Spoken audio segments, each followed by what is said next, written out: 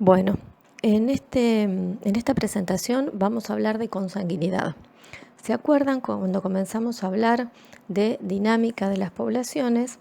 Dijimos que uno de los procesos que tiene que mantenerse para que las poblaciones estén en equilibrio es la panmixia, es decir, el apareamiento al azar.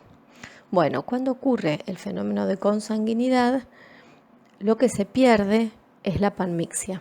¿Por qué? Porque ya el apareamiento deja de ser al azar. ¿Y qué es la consanguinidad? La consanguinidad es el apareamiento entre individuos emparentados, o al menos con un grado de parentesco mayor que la media de la población. ¿Esto qué significa? ¿Qué les parece que significa que dos individuos sean parientes? ¿Qué entendemos como parientes? Que tienen algún antepasado común. Entonces, cuando un individuo tiene progenitores que son parientes, decimos que ese individuo es consanguíneo. ¿Y cuál es la importancia de la consanguinidad? ¿O cuáles serían las consecuencias de la consanguinidad? En primera instancia, lo que podemos ver es que cuando un individuo es consanguíneo, puede tener alelos que vienen del mismo antepasado, o sea, de un antepasado común a sus progenitores. Ahora vamos a ver esto con más detalle en la siguiente diapo. Ahora bien, la consanguinidad en las poblaciones puede ocurrir por dos motivos. El más sencillo es que la población, por algún motivo, tenga un tamaño pequeño.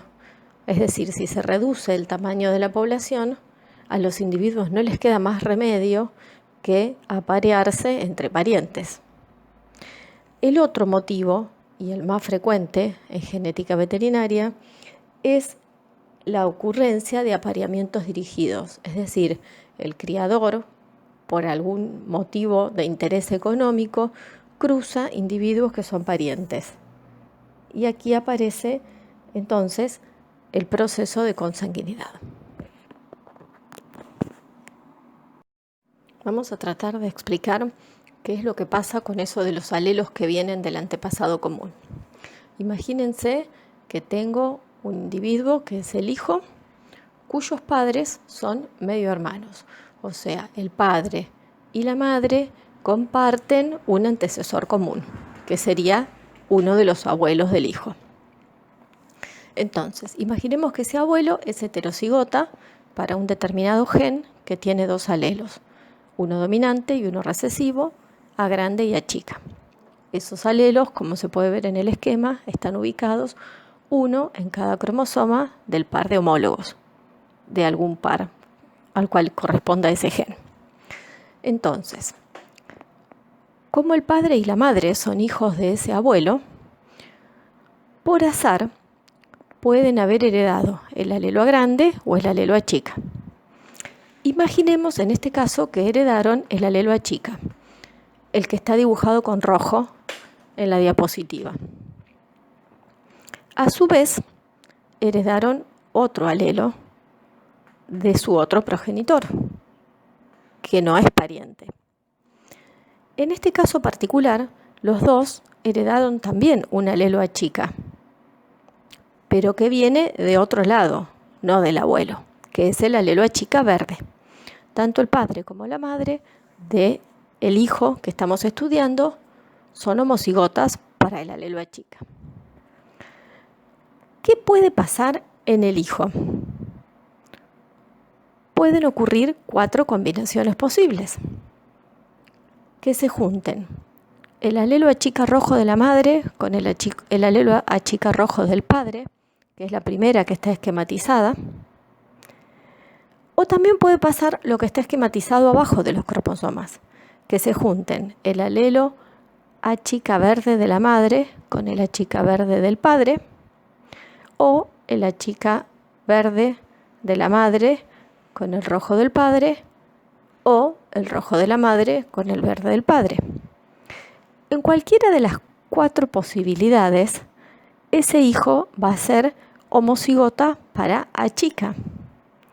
Pero ¿cuál es la diferencia? Si tiene los dos A chica rojos, quiere decir que esos dos alelos son copia del que tenía el abuelo. Esos alelos se denominan idénticos por descendencia. Si tiene un alelo verde y uno rojo, o dos verdes, quiere decir que esos dos alelos son copias de cualquier alelo que estaba en la población, pero no de un antecesor común. Esos alelos, que son iguales entre sí, pero que provienen de cualquier individuo de la población, se denominan iguales en estado. Entonces, ¿por qué esto es importante? Porque cuando queremos cuantificar la consanguinidad de un individuo, lo que vamos a medir es la proporción de alelos idénticos por descendencia. Es decir, la proporción de alelos que son iguales entre sí porque provienen de un mismo antecesor común. ¿Y cómo hacemos para calcular la consanguinidad? Para eso tenemos una fórmula que se llama coeficiente de consanguinidad y se denomina con la letra F. Entonces le llamamos f de x cuando queremos calcular la consanguinidad de nuestro individuo problema, que sería el individuo X en este caso. Pero primero, antes de entrar en el detalle de cómo se calcula el coeficiente de consanguinidad, vamos a ver cuál es el paso previo, cómo estudiamos al grupo de animales que conforman la familia del individuo X. Para eso tenemos que partir de los pedigrí. ¿Se acuerdan de los pedigrí o genealogía que estudiaron en genética general? Bueno, a partir de esos pedigrí construimos un diagrama de flechas, que es el esquema que tienen acá en la diapo. ¿El diagrama de flechas para qué nos sirve? El diagrama de flechas es una especie de resumen del pedigrí que sirve para ver quiénes son parientes y quiénes no, y cuál sería el o los antepasados comunes de nuestro individuo problema. Vamos a mirar un poquito este diagrama, para ver cómo se mira, cómo se estudia. Por ejemplo, en este caso, el individuo X tiene obviamente dos progenitores, que son H e I. H es hijo de E y F. ¿Qué parentesco tienen E y F entre sí? Miren un poquito el diagrama. Fíjense que A y B son los padres de E y F, de manera tal que E y F son hermanos enteros. Entonces, el progenitor H es hijo de hermanos enteros. Vamos a mirar un poquito del otro lado, el progenitor I. El progenitor I, sus padres son G y C.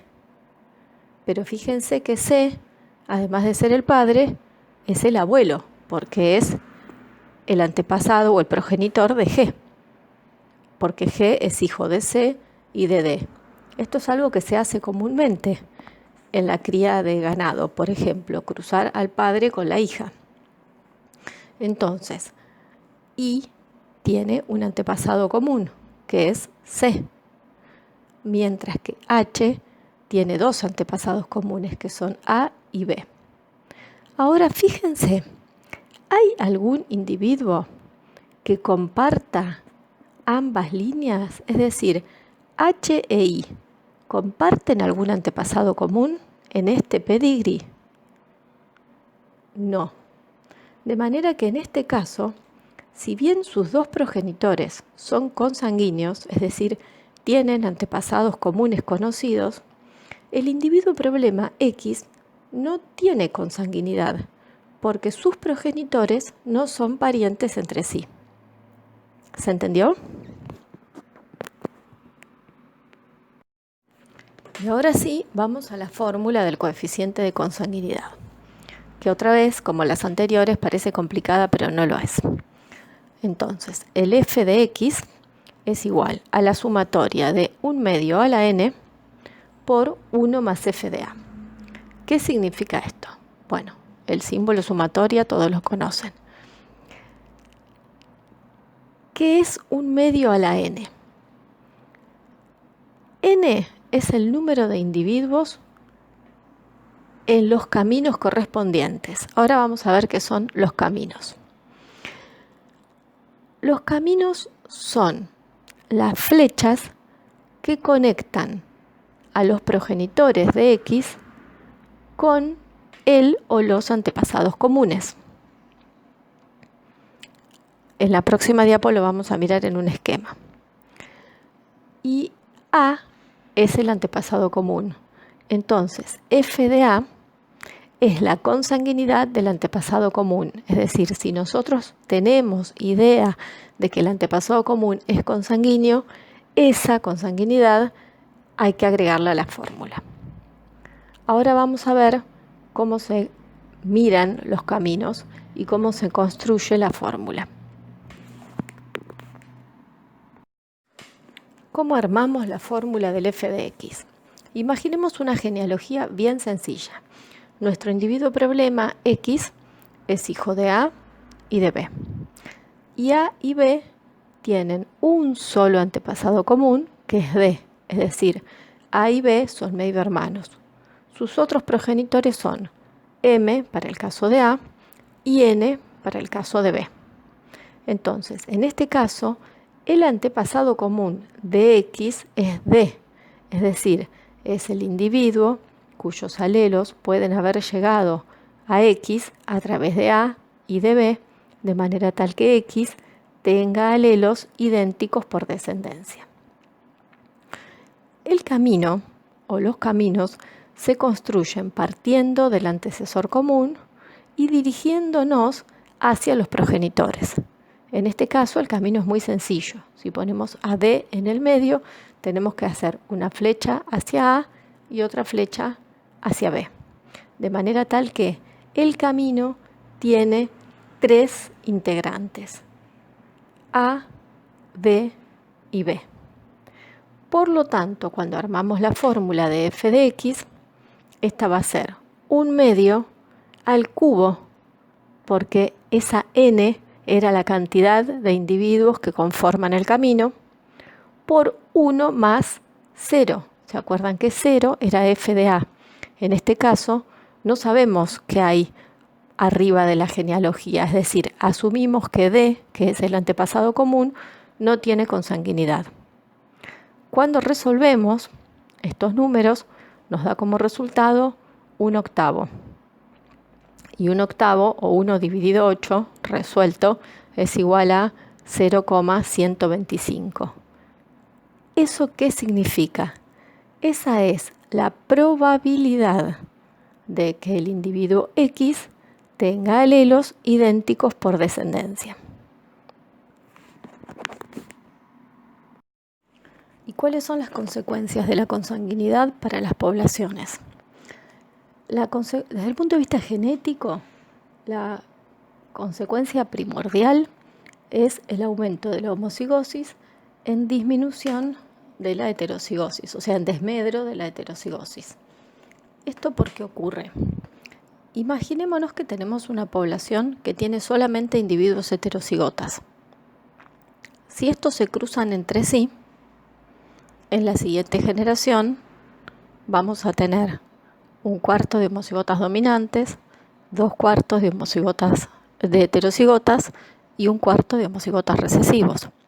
Es decir, que cuando se cruzaron entre parientes, entre individuos de una población pequeña, que eran todos heterocigotas, en una sola generación esa heterocigosis disminuyó a la mitad. Ahora tenemos un 50% de homocigotas, mitad dominantes, mitad recesivos, y un 50% de heterocigotas. Si volviéramos a hacer un cruzamiento entre esos mismos individuos, obtendríamos cada vez menos heterocigotas, porque si los homocigotas dominantes se cruzan entre sí, van a dar homocigotas dominantes. Si los homocigotas recesivos se cruzan entre sí, van a dar homocigotas recesivos. Y si los heterocigotas se cruzan entre sí, otra vez van a dar 1/4, 2/4, 1/4. O sea que en la tercera generación tendríamos un 75% de homocigotas y un 25% de heterocigotas, y así sucesivamente. Ese es el motivo por el cual la consanguinidad aumenta la homocigosis. Y ahora, el aumento de la homocigosis lo que genera es una serie de consecuencias. Una de ellas es la tendencia a la fijación de caracteres, es decir, como va a haber cada vez más individuos homocigotas en la población, ese carácter representado por ese alelo va a aparecer con más frecuencia, porque hay más individuos homocigotas. Lo mismo pasa con el parecido fenotípico. Al cruzarse individuos emparentados, los hijos se van a parecer más entre sí, porque son más parientes o están más emparentados que la media de la población. Y además existe otro fenómeno que se llama depresión endogámica, que probablemente ya lo hayan visto o escuchado nombrar en genética general, porque tiene relación cuando hablamos de caracteres cualitativos con la presencia de alelos recesivos que producen enfermedades o incluso que producen letalidad, y al aumentar la homocigosis se van a expresar. Y también la depresión endogámica tiene que ver, cuando hablamos de caracteres cuantitativos, con la disminución de la media fenotípica, sobre todo de caracteres relacionados con la fertilidad, con la viabilidad y en algunos casos con la producción.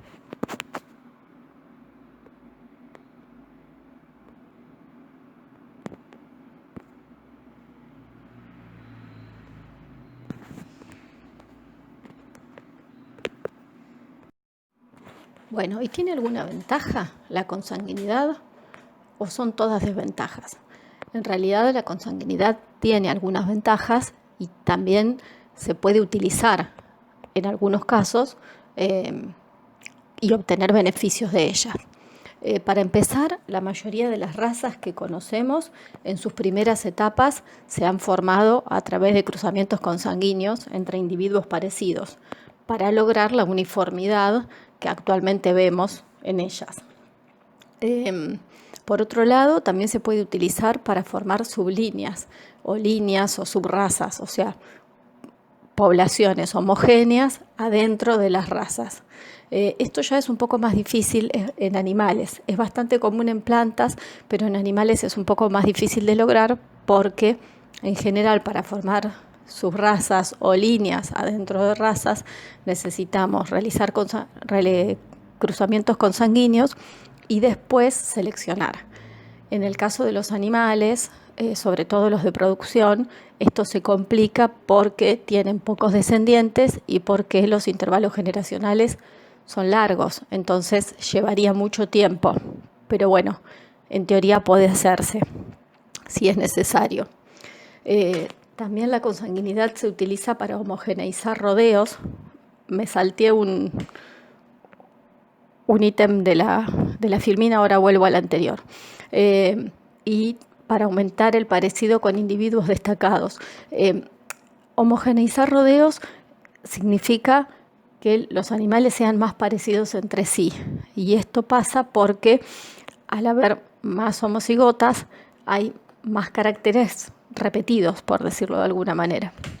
Y por otro lado, muchas veces los productores quieren que los hijos se parezcan a los padres porque el padre es bueno. Entonces, esto con la consanguinidad se puede lograr siempre en cierta medida. La utilización de la consanguinidad siempre tiene un límite. Cuando nos excedemos de ese límite, aparece la depresión endogámica y ya no sirve. También se puede utilizar para fijar caracteres de interés en la progenie. ¿Se acuerdan que dijimos al principio que una de las consecuencias de la consanguinidad era la fijación de caracteres, precisamente por el aumento de la homocigosis?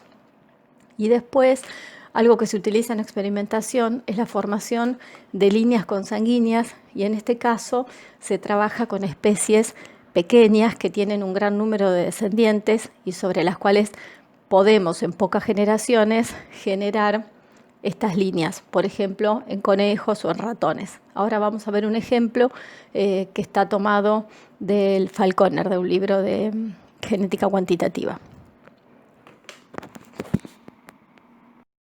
Como les decía, lo que vamos a ver es un ejemplo de producción de líneas consanguíneas en ratones, que está en el libro Bowman y Falconer de genética cuantitativa, está tomado de ahí. Y ahí lo que muestra es cómo se realizó el apareamiento entre 20 parejas de doble hermanos. ¿Y qué pasó con los descendientes de esos apareamientos? cuál fue el efecto de la consanguinidad y si se logró generar alguna línea consanguínea a partir de ellos. Ahora, en la próxima diapo vamos a ver un esquema de cómo son los cruzamientos. Y después vamos a ver qué es lo que pasó con esas líneas que se generaron y cuál fue el efecto de la consanguinidad. ¿Cómo se llevan a cabo estos cruzamientos? Se parte de un par de progenitores. Esos progenitores tienen una determinada descendencia, que son todos hermanos entre sí. Esos hermanos constituyen la primera generación. Entonces, esos hermanos enteros se cruzan entre sí, de a dos, obviamente, de manera tal de lograr varias poblaciones de hermanos enteros nuevamente. Y ahora de nuevo, cada una de esas poblaciones de hermanos enteros se vuelven a cruzar entre sí. Y ahí tenemos la segunda generación y la tercera generación. De manera tal que se van generando diferentes sublíneas, todas constituidas por hermanos enteros. Es decir, la cantidad de sublíneas crece exponencialmente. En la primera generación son todos hermanos enteros.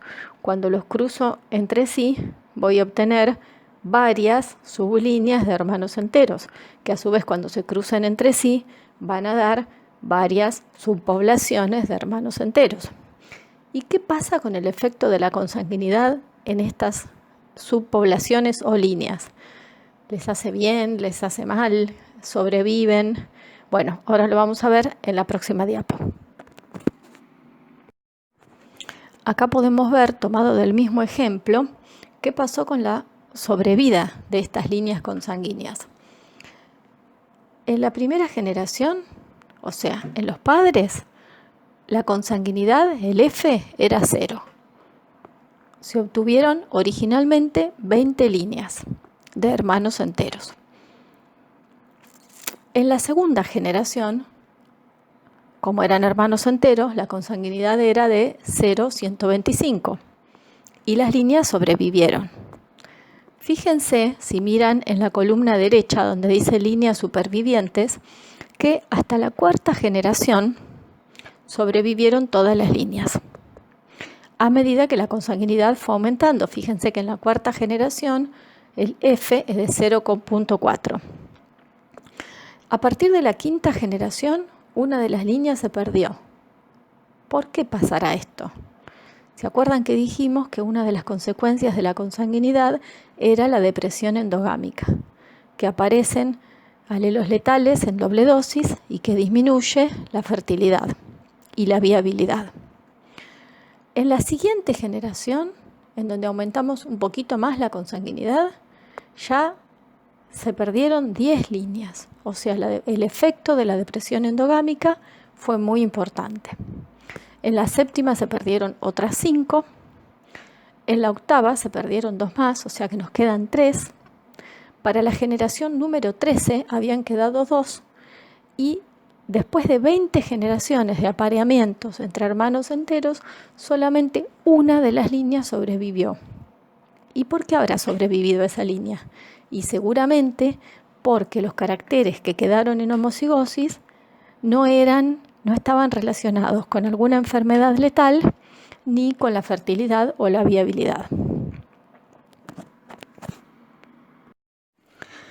Lo que vamos a ver ahora son las medidas de distancia genética. ¿Qué es la distancia genética?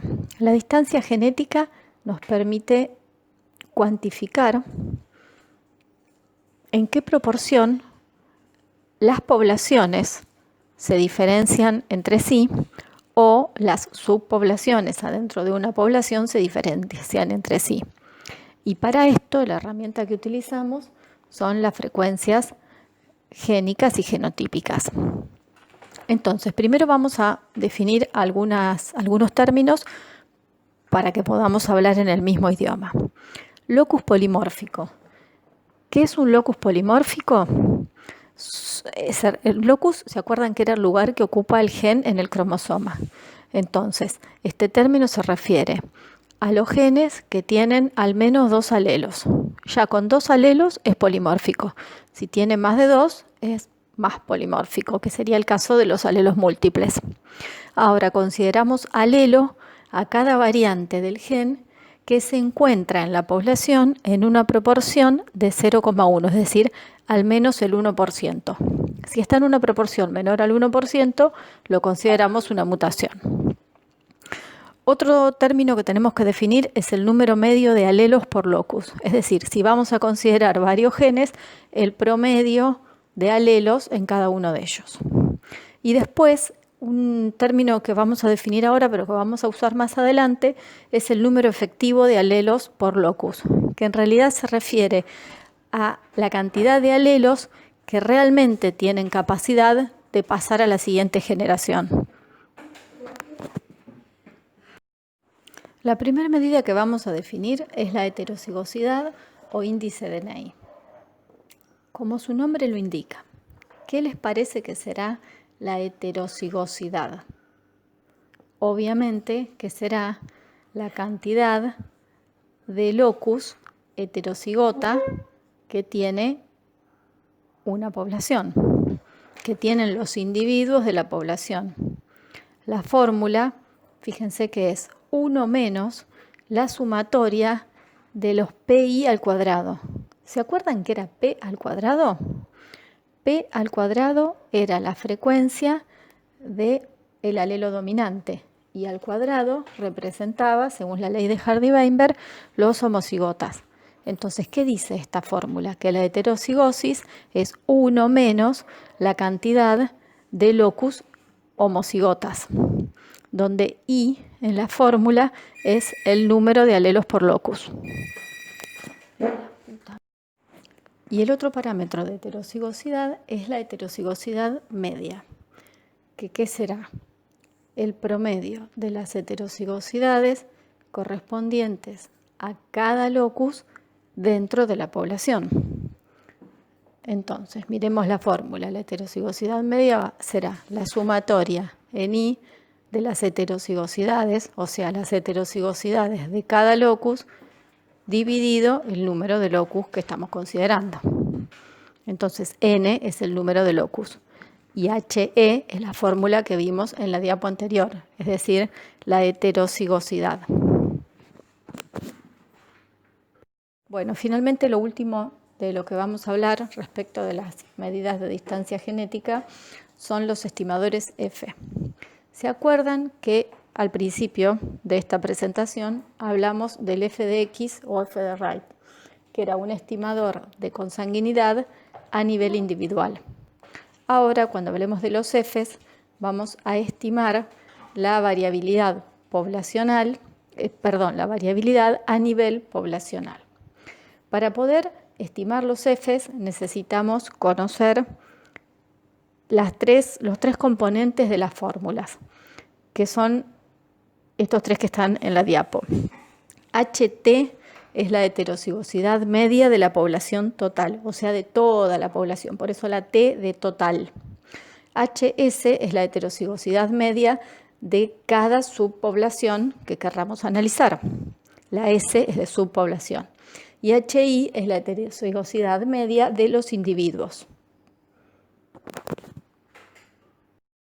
En primer lugar, vamos a hablar del FST. El FST mide la reducción en la heterocigosis debida a diferenciación genética entre poblaciones. Es decir, lo que comparamos es la heterocigosidad de la población total respecto de alguna de las subpoblaciones. De manera, fíjense que la fórmula es heterocigosidad de la población total menos heterocigosidad de la subpoblación sobre la heterocigosidad de la población total. El FST puede variar entre 0 y 1. Vamos a ver qué significan estos números extremos para entenderlo un poquito mejor. 0 significa que las frecuencias alélicas son iguales en todas las poblaciones, mejor dicho, en todas las subpoblaciones. Es decir, que no hay diferenciación o distancia genética entre la población total y la subpoblación que estamos analizando. Ahora bien, el otro extremo, que sería que el FST de 1 significa que la población total tiene subpoblaciones que son totalmente diferentes entre sí. Por ejemplo, que para algún gen en una se fijó un alelo y en otra se fijó el otro. El FIS permite estimar cambios producidos por consanguinidad, es decir, el FIS sería como el análogo del F de Wright, pero en vez de para el individuo, para las poblaciones. Fíjense que acá lo que comparamos son las subpoblaciones con los individuos. ¿Por qué? Las medidas que usamos son HS, que era la heterocigosidad de la subpoblación, y HI, que era la heterocigosidad de los individuos. Entonces, lo que nos muestra este índice es si hay reducción en la heterocigosis de los individuos dentro de la subpoblación. Y obviamente, si hubiera esta reducción, quiere decir que hay un aumento de la consanguinidad. El FIS, a diferencia del anterior, varía entre +1 y -1. Cuando es -1 significa que hay exceso de heterocigotas en la subpoblación, o sea, hay muy poquitos homocigotas, no hay nada de consanguinidad.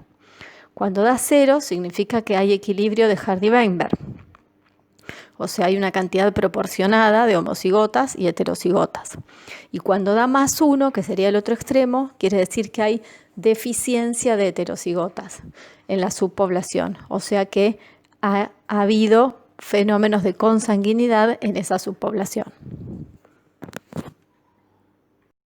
Y por último, el FIT, que compara a los individuos, pero con respecto a la población total, no a la subpoblación a la que pertenecen. Es bastante parecido al anterior, pero en vez de referirnos a una subpoblación, nos referimos a la población total. Entonces, fíjense que la fórmula tiene la heterocigosis de la población total en relación con la heterocigosis de los individuos. Entonces, ¿qué mirará? Mirará si hay fenómenos de consanguinidad en la población total. Y al igual que el anterior, va a variar entre -1 y +1, de acuerdo que haya exceso de heterocigotas, equilibrio o deficiencia de heterocigotas, que sería el equivalente de la consanguinidad.